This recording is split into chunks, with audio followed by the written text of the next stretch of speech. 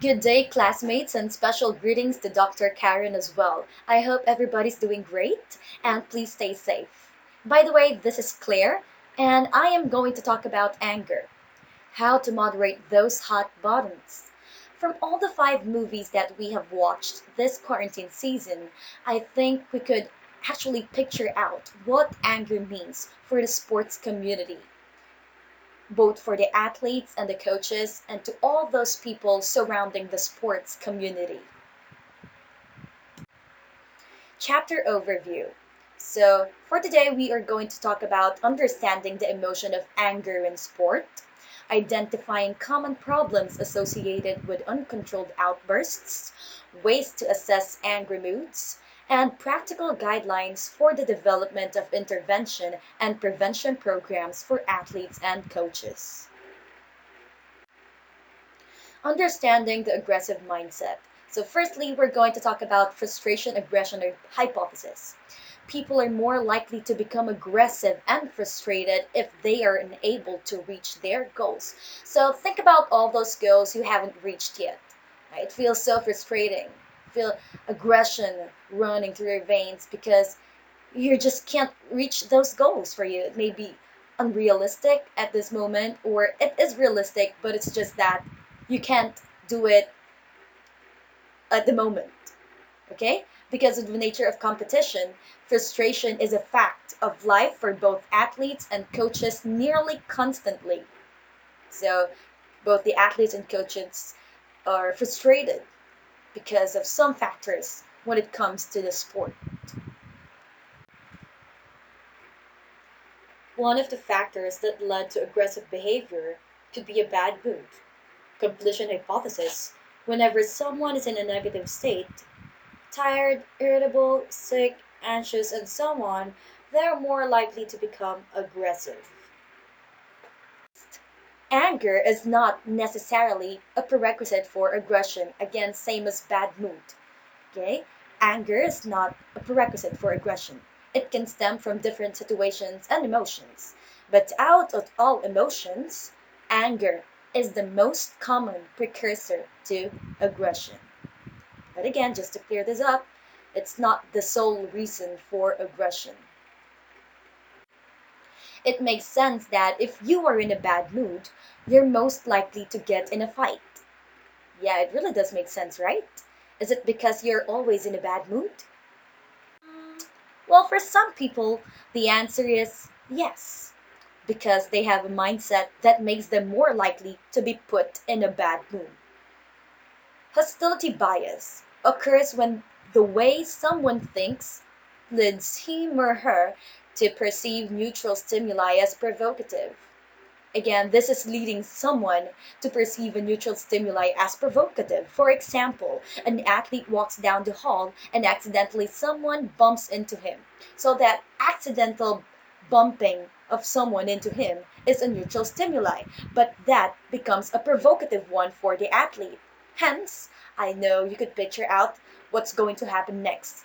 Hence the trouble, right? So again, hostility bias. Those with such mindset often believe that it is acceptable to use violence as a method to solve the problem. Violence to solve a problem. Why do some people develop hostility bias in the first place? See? Okay, one major reason is the environment they are exposed to when their personality is being formed. So, being formed means during their early childhood, okay, puberty, adolescent age, and the social learning theory explains that we acquire new behaviors by observing, copying, and perfecting skills that we see someone else enact. So, Albert Bandura's theory, of course, we know the social learning theory, vicarious learning, we learn from what we see to others. Charles Barkley, ex-NBA, was right when he said that professional athletes shouldn't replace parents as role models. Again, professional athletes shouldn't replace parents as role models. Okay, not just the coaches, but the parents are the most vital factor when it comes to the formation of character.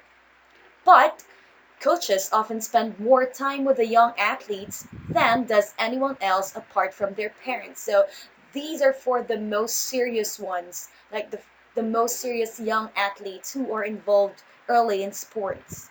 If the coach handles anger by losing control and throwing chairs, they will be more likely to imitate this behavior when they are angry. So imagine what kind of behavior the children are getting from their coaches when they enact such aggressive behavior by losing control, right? So, vicarious learning. These young athletes are directly learning from their coaches the behaviors, the way they think. Outbursts of anger are often justified as a catharsis or venting. What is catharsis? Catharsis is the release of anger with a controlled violent act and feel better as a result. For example, I'm mad at this moment, have this small punching bag in front of me. I'm gonna punch it because I'm just pissed off. Well, can you imagine what would happen if there's no mini punching bag in front of me and suddenly there's just this, an accessible person beside me and I get mad and there's no punching bag and my option is that person who's also looking, fluffy and all. So I tend to punch that person. Imagine the trouble after that, right?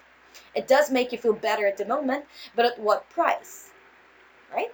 The price is the consequences you face when you use that strategy again, like my example. So it's clear. Research shows that aggressive behavior does not reduce the likelihood of subsequent aggressive behavior. In fact, it sometimes increases its frequency and intensity. Expressing anger physically, even in a controlled way, is not a good self management strategy to use or to teach athletes. So, there is no way that anger would become an important factor in the lives of our athletes. Okay, it's never going to be a good self management strategy. The following are the terms used in describing violence in sport. Anger. It is an emotion. It's neither good or bad. It is also normal as being happy. It is not observable by others, well, unless displayed such as gritting your teeth or yelling, okay, by showing overt behaviors. Hate, fear, frustration, and disappointment can lead to anger.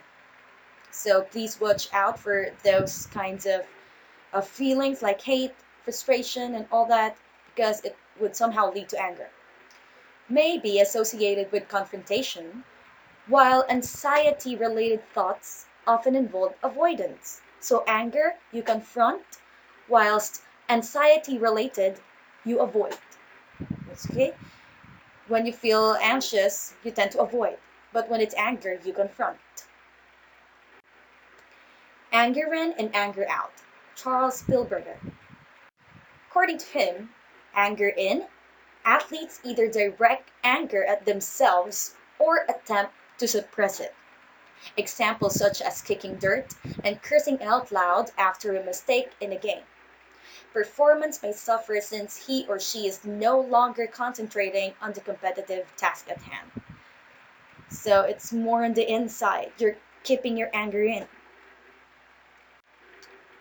The other way around, it's anger out, typically verbal or physical affront to other people or convenient objects, not always directed to the provoker, may have serious game ending or legal consequences, often interferes with performance. Okay, it's obvious, when you do an exemplary bad behavior during an event. Imagine the consequences. In 1977, Kermit Washington nearly killed Rudy Tomjanovich during an NBA game. This is the famous called the punch. Washington's right hand shattered several of the bones in Tomjanovich's face. So imagine the disaster during that season. We also have what we call incidental violence. It involves physical contact and can be a normal part of a contact sports. For example, judo, boxing, and karate. So, violence is somehow like integrated already in the sports, but it's not really violence. That's why we call it incidental violence because it involves physical contact in the first place. On the other hand, we have hostile violence. It involves the intent to harm the opponent, can either be planned or spontaneous, and has no way a place in sport. Okay. Hostile. It could be a planned one when someone is really frustrated to win. You could plan it beforehand or during the game. And I think this is a really bad situation wherein athletes lose their hope already, and this is the only way for them to win. So, again, frustration leads to anger as well. Aggression is the use of force to reach a goal. Using aggression appropriately while reducing hostile violence can optimize success in sport. Actually, the word reducing here, I think it should not be reducing at all. We should eliminate hostile violence in sports. Inability to do so is a sign of poor self discipline. If you cannot discipline yourself, well, it only shows that you need to learn more.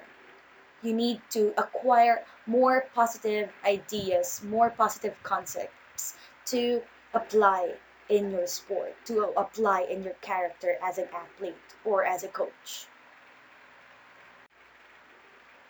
Self discipline exalts the ability to keep your poise when those around you are losing theirs.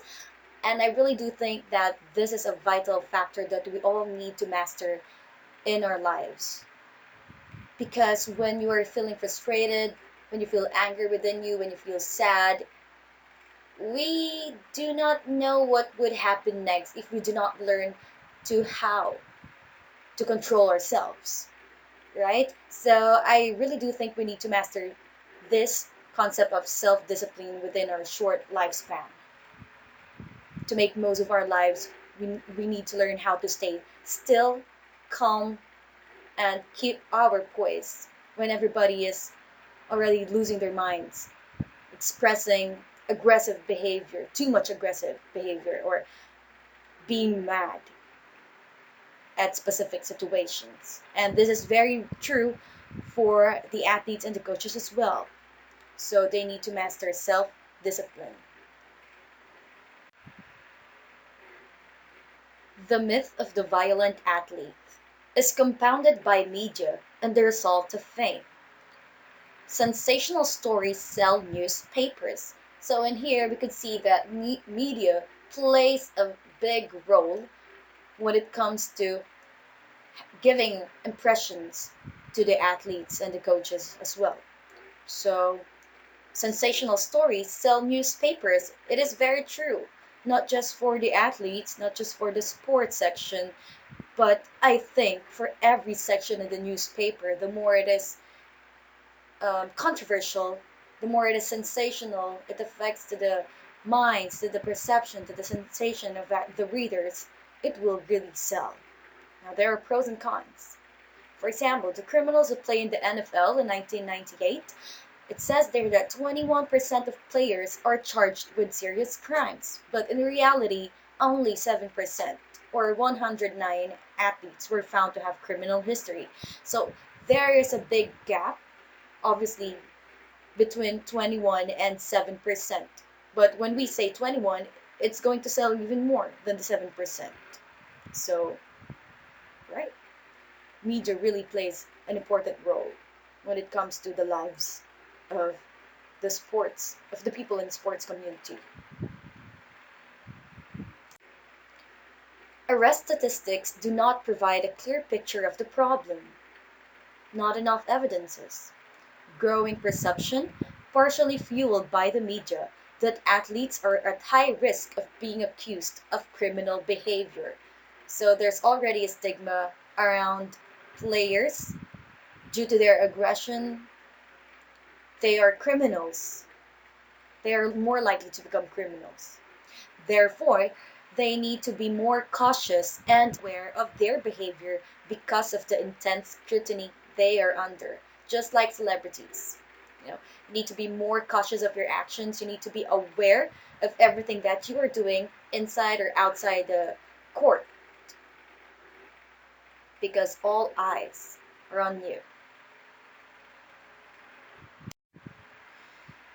The relationship between anger and optimal performance. Sports psychology research shows that anger does not enhance performance. Again, anger does not enhance performance in any ways.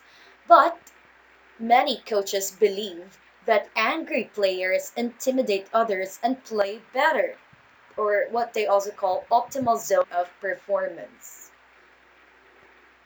So I guess at this point, we obviously know that, yeah, a lot of, in reality, a lot of coaches are actually approving of angry players when it comes to off court and on court because they seem to play better and they somehow start to intimidate other players, their opponents, because of this aggressive acts. And according to them, it's an optimal zone of their performance. They will do better. However, no one seems to know the best ways to control and diffuse it during and after the game. There's no way to control such behaviors. There's no way to control such personality of these people who are somehow trained to become like this because of the approval of coaches. We have the iceberg profile by William Morgan in 70s and 80s showed that the mood states of elite athletes tended to include lower than average levels of anger. On the other hand, the POMS, or the profile of mood states, it measures states, not personality traits. Most researchers are not convinced that elite athletes perform better because they have lower anger levels than non-elite athletes or non-athletes. So these two concepts are actually divergent from each other. So the first one talks about the lower than average levels of anger makes an elite and athlete, while on the other hand, the POMS states that lower anger levels does not in any way have a direct relationship with becoming an elite athlete than those who are non-athletes or non-elite athletes. According to Yuri Hanan and others, high level of anger can have deleterious effects on focus and concentration, especially anger in. Sport participation does not cathartically release anger or aggression. In fact, it prolongs both and leads to higher levels at the end of games or season. Role-playing methods, like transferring anger control from simulated to real competitive situations, produced more anger control than an awareness intervention and non-intervention. It simply means that role-playing methods are more appropriate or are more practical than awareness intervention alone. So I think it is a good strategy to use both awareness intervention and then role playing methods as well. You need to combine both to get optimum results.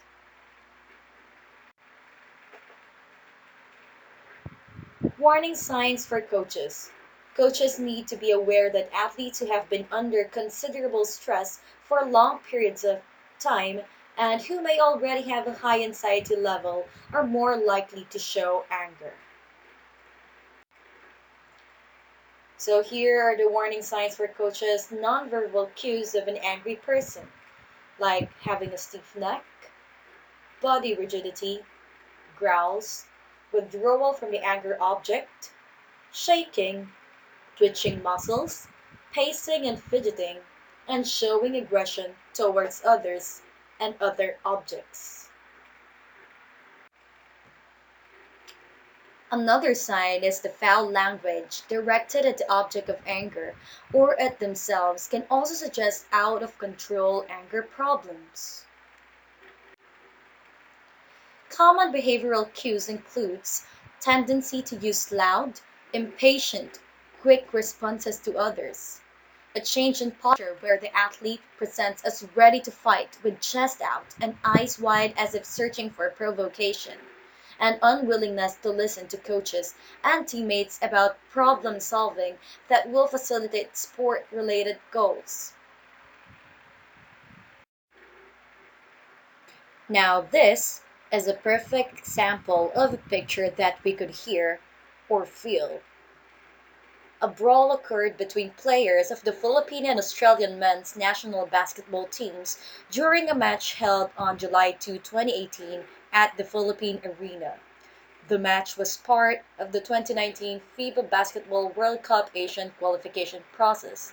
And the sad part was it actually involved people from the officials or the spectators as well. They joined in the fight. So I could imagine the trouble that happened during that moment. It's very sad, actually.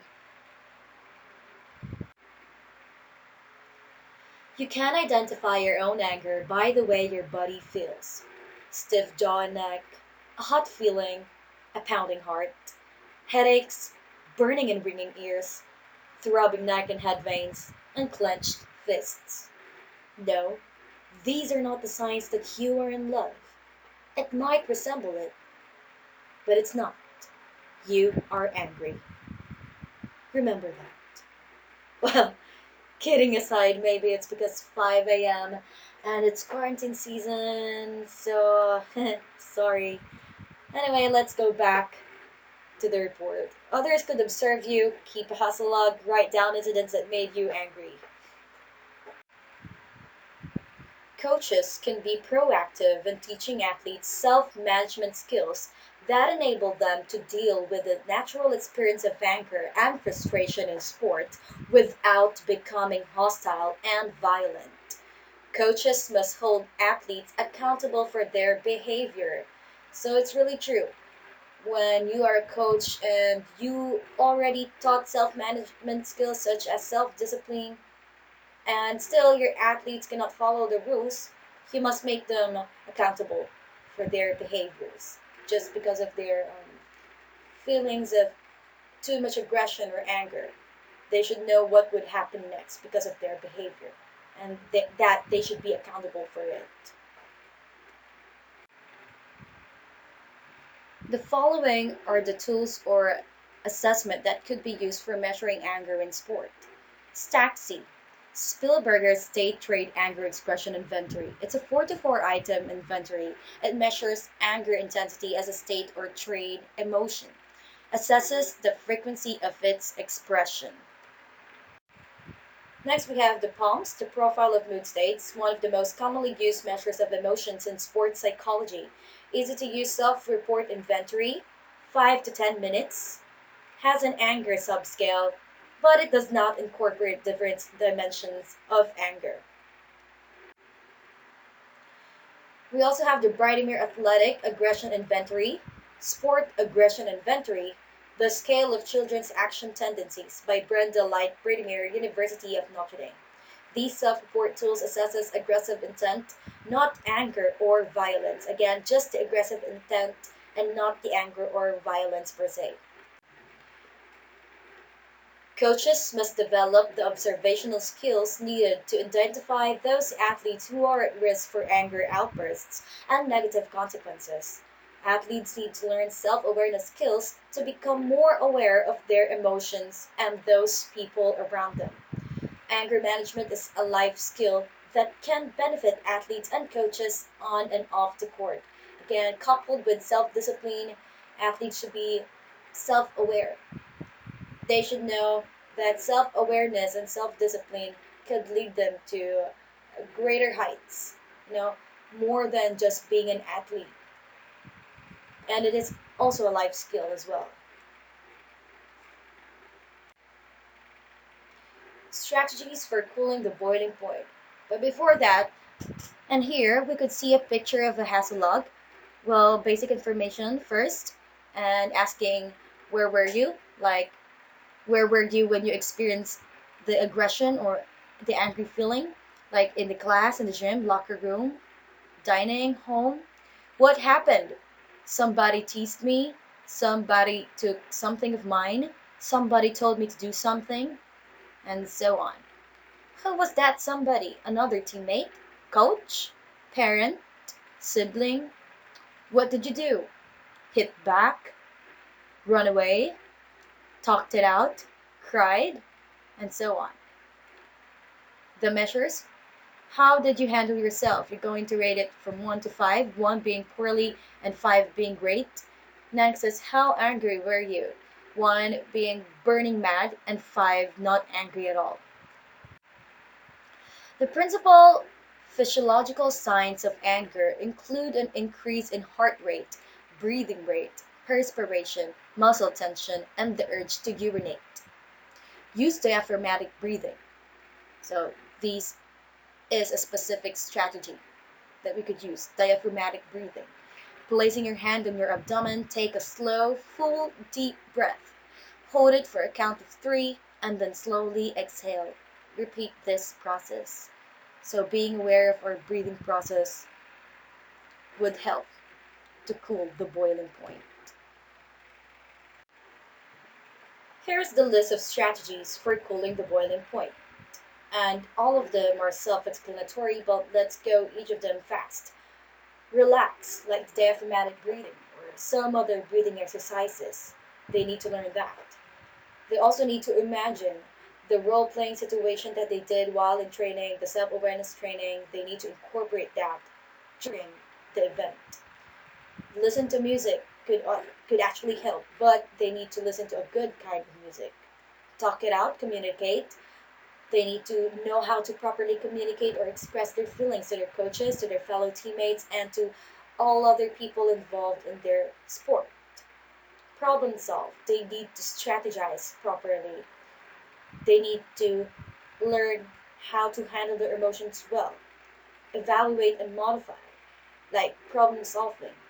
They need to evaluate the situation and modify what they could do in that exact situation. Exercise, because it will also help in breathing process. Know the ABC: antecedents, behavior, and consequences. When we say antecedent, it could be the irritability points, the triggers. Behavior, no matter how simple or complex it is, that is the behavior because of the trigger.